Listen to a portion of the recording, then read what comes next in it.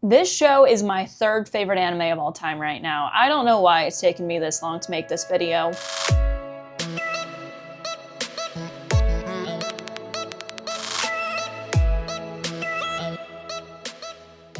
What's up everyone, welcome back to the channel and to another video. So fun fact, the Apothecary Diaries is my third favorite anime. I laugh at that because I barely ever make content about it because it's such a good story. I feel like I'm barely scratching the surface of what I know about it, so I feel a little bit like I'm not fully prepared to make a video about it, but I need to talk about it because it's so good. So what better way to introduce the Apothecary Diaries to my channel than to do a good old-fashioned character tier list. The Apothecary Diaries is actually the type of story I don't usually get that into. It doesn't have all of the hallmarks of a show that will get inside my heart the way it has. And I think one of the main reasons why that is because the characters are just so darn lovable, I can't help but just enjoy the story. I would also like to throw out there that I am a light novel reader for this. I'm not fully caught up because only through volume 9 is printed in English, and so far I've stuck with just what's printed. But keep in mind that season 2 ended at volume 4, so I'm quite a bit ahead of where the anime is right now. That being said, I'm going to attempt to not do any light novel spoilers during this video. This is going to be 100% based off of the anime so that you don't get spoiled. And if you haven't watched the Apothecary Diaries, what are you doing? Go watch it. So we're gonna dive right into today's video, but before we do, don't forget to like this video, subscribe to the channel, and leave a comment your thoughts. If you want access to exclusive perks like early release of videos, fun emojis, and even an opportunity to choose what videos I make every week, you can join my membership. For a small fee, you get access to all of those perks and more, and you get to help support my dream of becoming a full-time content creator. So if you are interested, just hit that join button. But with that, let's get into this. I'm not gonna lie, as I've been widening my horizon of animes to talk about, it's a lot more difficult for me to talk about the shows that are really high in my list, but I've only watched 1 or 2 times, because once I fall in love with a show enough to make it my comfort show where I just keep watching it over and over again, that's when I start to feel like I know enough to talk about it. So just a disclaimer, I have watched the anime twice and I've read all the light novels, so my knowledge is not as deep. I just genuinely love this show and I can't fully explain why. So everything that I'm about to say is just my opinion on the characters. It might be a little bit different than you, obviously, because characters are very subjective and people like different characters from different shows. So before you write an angry comment about one of the characters that I dislike or really like, just remember this is just my opinion and this is just for fun and just to see how much people want to see me talk about the Apothecary Diaries, because I'm willing to rewatch it and take some deep dives into it. It's so good. And the first character we are starting off with a bang. We have Gaoshin. So fun fact, Gaoshin is my third favorite character in the show. I love him. I love his tired dad energy. The way he is just constantly in the background, just looking exhausted or mortified or just face palming, sighing. But also he is a ride or die, which is kind of his job. You know, he is guarding a member of the imperial family, so he needs to be a ride or die, right? But just his energy and his loyalty, I love him a lot. He just is such an endearing character to me that I every time he's mentioned ever, I'm like, Gaoshin, yay! So he's also I know people don't really talk about this, but he's pretty attractive too. I'm just saying, Gaoshin goes straight to S. I'm not sorry. Next is Maomao, the cat. I mean, she's a cat. She's cute. She's adorable. She's a cat. I'm gonna put her in C because there's not really much to say about that. Okay, I had to adjust my screen because the pictures are being weird. All right, next is Xiaolan. I'm gonna say some of these names really wrong. I'm so sorry. She's adorable. She is really, really, really cute. Do I care a ton about her? Yes, I would say when she caused that carriage to fall and the ice to break, I was genuinely worried for her life. Because this story is set in a fictional version of Imperial China. Maomao says it over and over again, but even the smallest things can get you the death penalty during this timeline and that sort of thing. So I was very nervous for her. As far as just like characters go, I think she's fine. I do love her friendship with Maomao, and she's really cute, but there isn't like a ton to know about her. She's very just like there to kind of move Maomao forward, I think. I do think I like her better than the cat though. So I'm gonna, we'll put her in C, but we'll put her like above her. So, because she's very like average to me, I guess. Like I don't dislike her, which is what I would consider D to be, but I don't like love her. Gyokuyo, I have some thoughts on.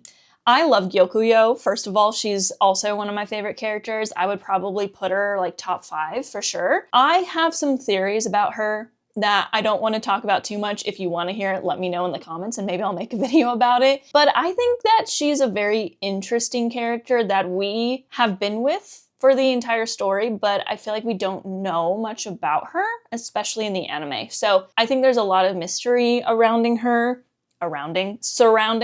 I can't wait to keep reading and keep finding out more about her. She's also the biggest Jinshi and Maomao shipper in the show. I think the only person that rivals her is probably the Emperor. But I do like her. She's just very kind-hearted, but she's also like incredibly smart. Like she knows what kind of position she is in, and she plays a political game, which is one of the reasons why I have some theories about her. But I'm gonna put her in A because I do genuinely love her. I just don't know if I can put her in S tier quite yet, but that could change. She could very well find herself in the S tier. Princess Lingli she's a baby. She's cute. We'll put her in C. Y'all are gonna have to forgive me because I'm not good with the names of all of the ladies in waiting. I believe this is Hongyang, who is the leader, like the head lady in waiting, and she's freaking hilarious. She is so sassy and is like scary. I love how she like scares Maomao because she's just so, you better be on top of your game.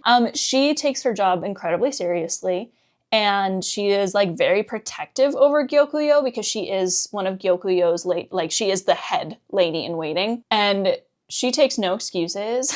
I'm gonna put her in B because B feels about right. With that, we got Jinshi. Jinshi, I love and adore. He is a yearner. He is beautiful.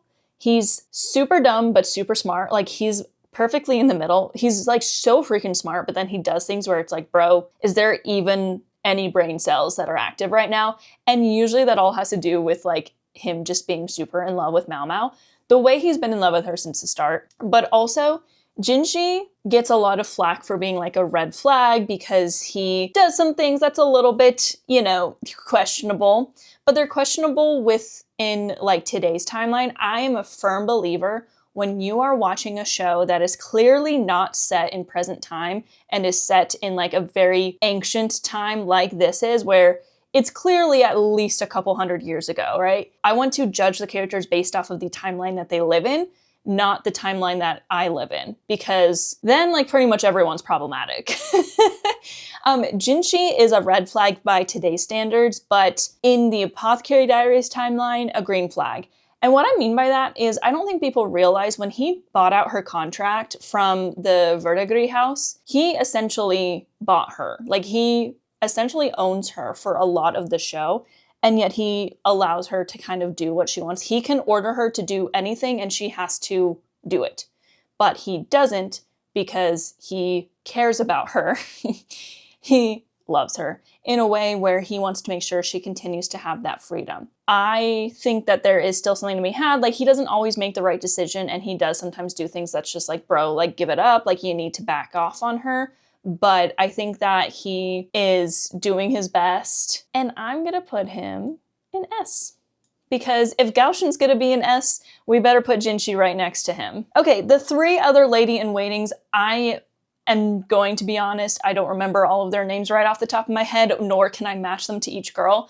I'm gonna put each one of these girls in C because they're cute, but they don't really leave that much of an impression on me because I don't even remember their names. And now we have Shisui/Lolan. I actually voted for her in the Anime Awards a couple times for like side character. So her entire storyline is very fleshed out, and I really like her storyline and the back and forth and like the political uprising and like where she found herself even though she's just a child. Like so many of the people within this show, they truly are just products of the timeline that they live in, right? With her father and mother, mostly her mom being the way that she is, and her just kind of having to be the doll that she dressed up and did everything that her mother said. And it wasn't until she was a little bit older that she started to really see the problematic thought process of her mother, and her doing what she can, knowing that she is a part of the rebellion and knowing what happens to anyone who rebels against the imperial family, and still trying her best to like protect the kids. Like she gave them that medicine that made them seem dead and then brought them back to life. And then she very smartly kind of talked to Jinshi in very vague terms that allowed for them to live. I really liked her story. I felt that it was a very good story from start to finish. Do I care about her as a character a ton? Not really. Like, I didn't get enough time to really care too much, but I think that she's one of the most like well-written characters, mostly because we already pretty much know her story from start to finish.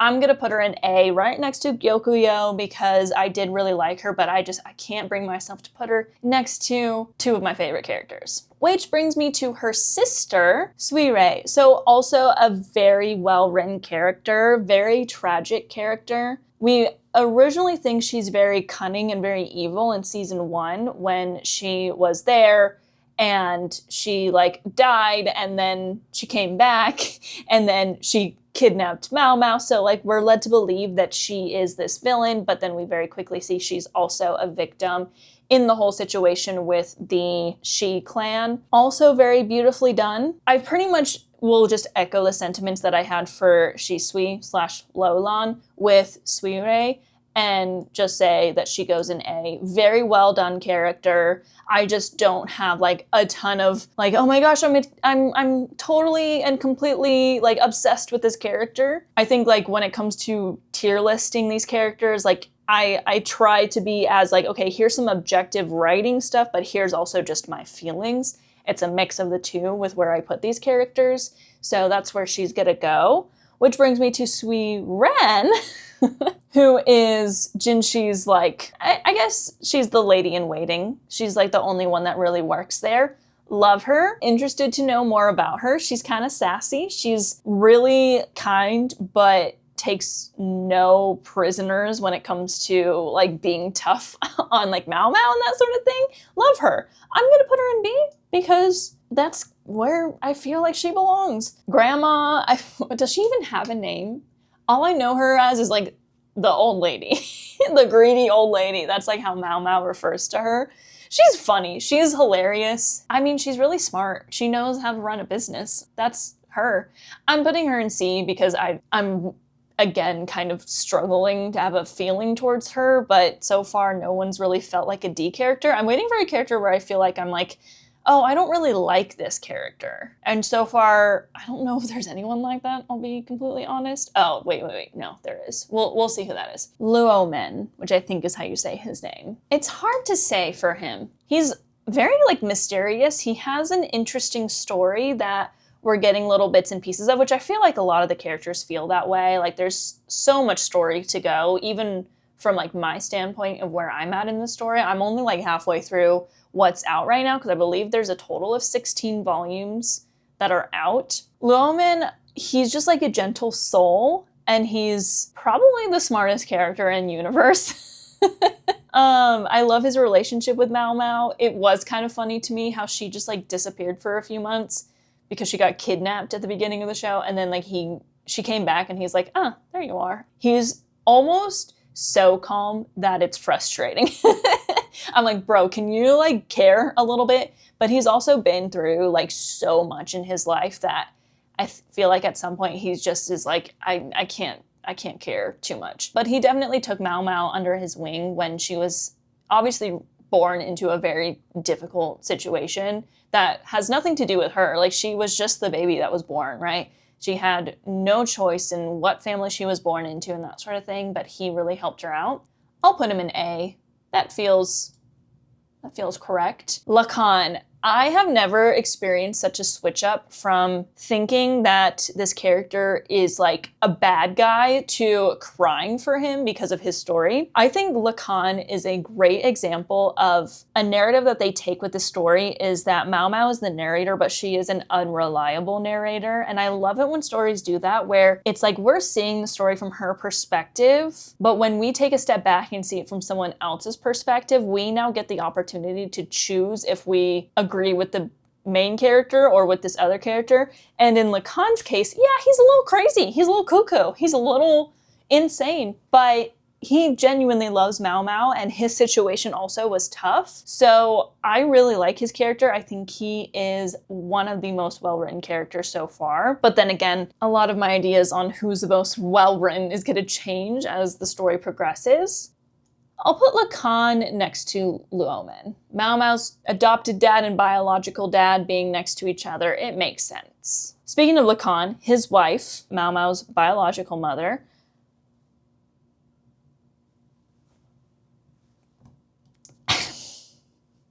she's fine, I guess. She'll go in B. I'd like to know more, like a lot more about her.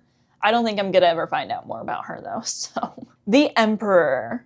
I'm a little simp for him. I'm not gonna lie. I think that the Emperor, as of right now, is kind of one of those like super gray, like morally gray characters. I think that's how they're trying to write him. What's interesting about the Emperor is you can argue like a lot of what he does, like with the whole concubines and the way people are treated and how clans are just completely annihilated for even like small things. I'm not saying the Shi clan, what they did was a small thing, I'm just saying. But he is also still like a very progressive emperor. They very much explore the idea that the emperor, while he is like technically the top dog in the country, he is a slave to like the world of politics and how easily a war can start by just making a couple of small changes.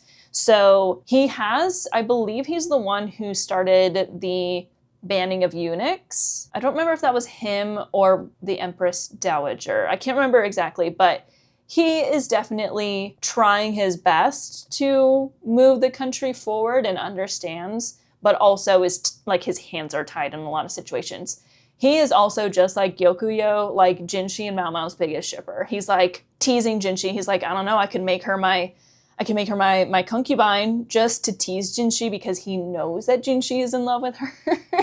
And he wants them to like find happiness together. I really like the Emperor. I will put him also in A. Lahan. I'm gonna reserve a lot of my opinions on him because he was barely present in the anime so far. He's a pretty prevalent character in the light novels, but as of right now in the anime, he hasn't really been introduced a whole lot. So based off of my like anime preference for him, put him in B. If I were really speaking fully just anime, I'd probably put him in C, but I can't not put him in B because of what I know in the future. Like he's a pretty interesting character. Lihaku, our favorite golden retriever, just total dog. And what I mean by that is that's what Maomao calls him. Like he's literally depicted as a dog a lot.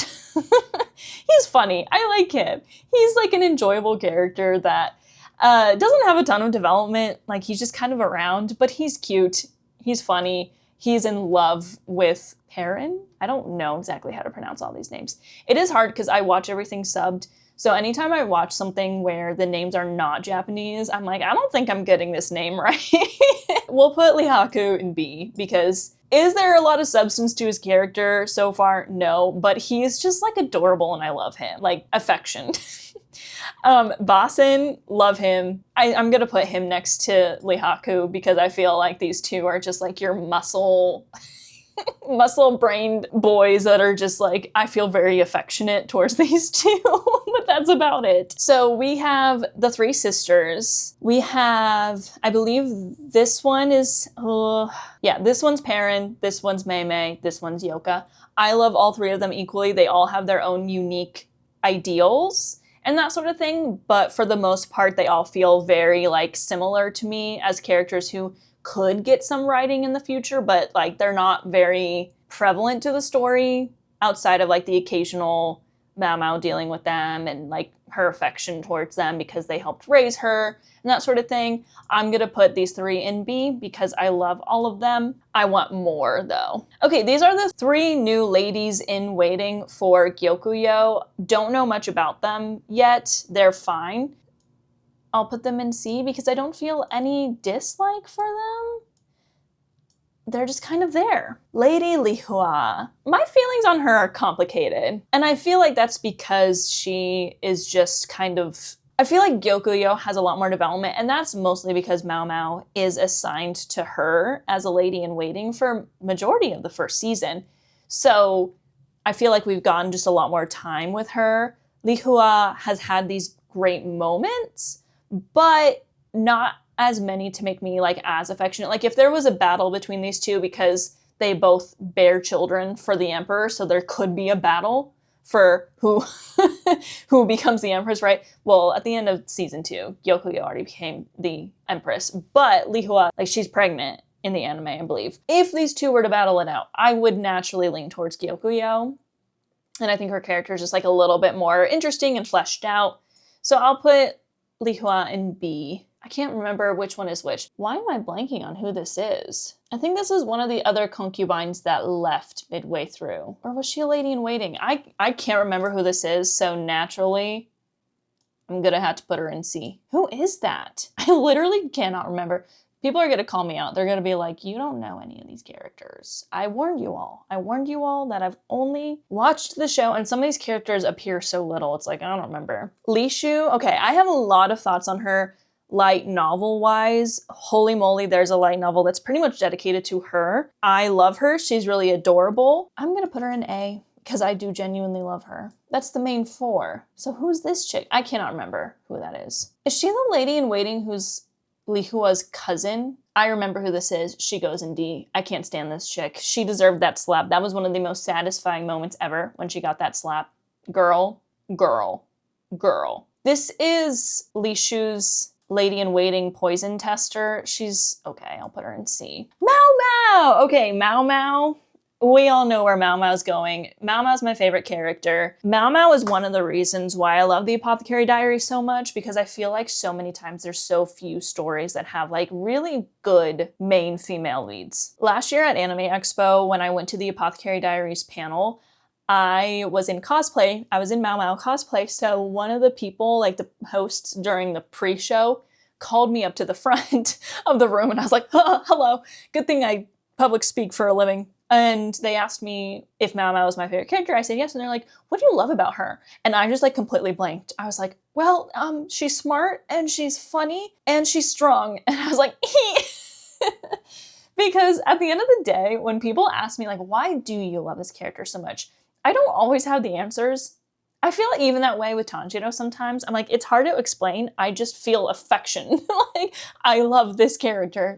That's really all I can say. But Maomao also is one of my first experiences with like a really well done female lead.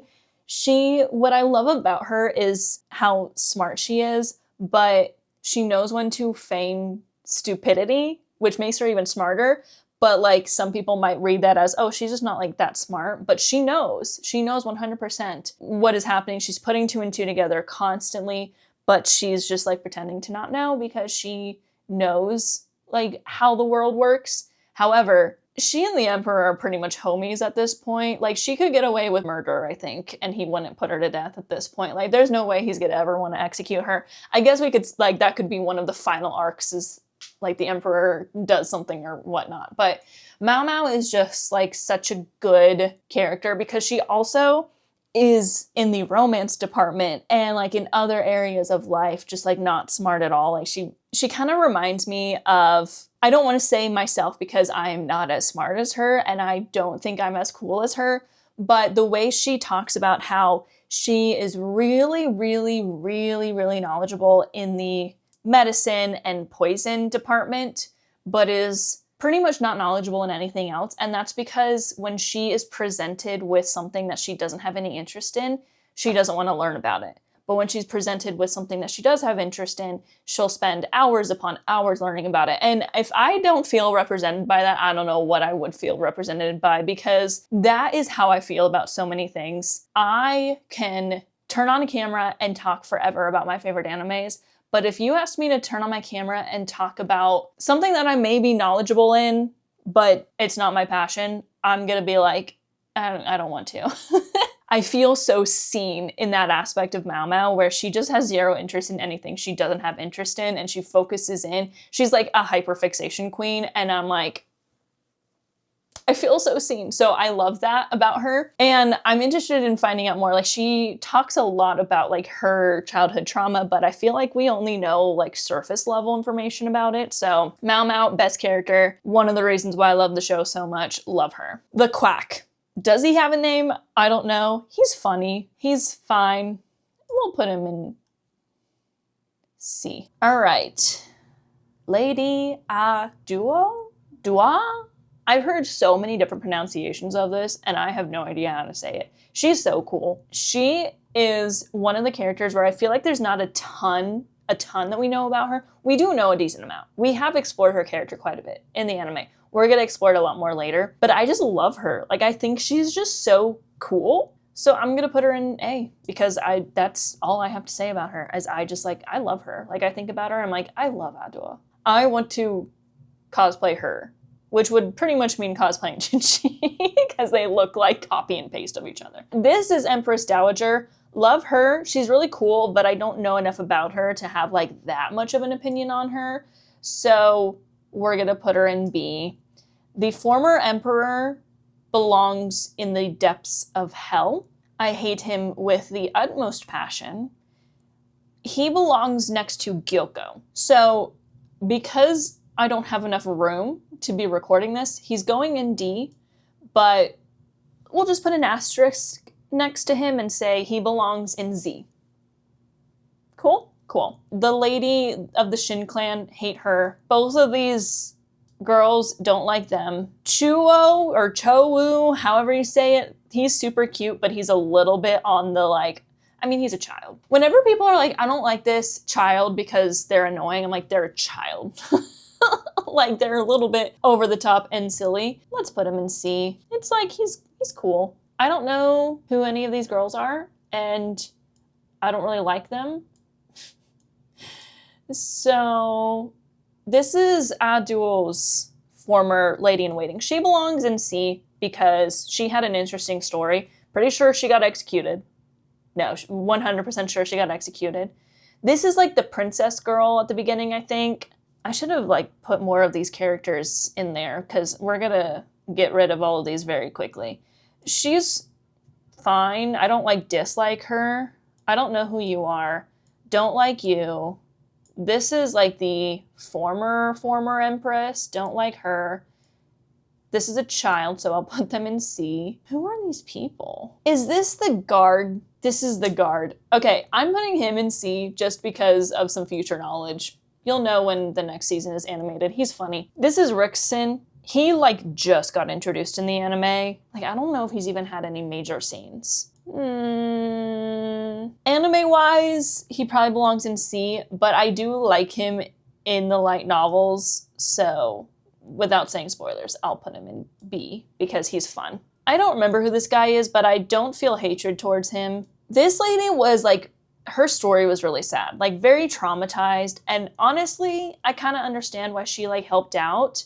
So I'm actually gonna put her in B because I feel like the whole Shin clan thing, like there were so many victims of the former emperor and like all of these other people, and she was definitely one of those victims.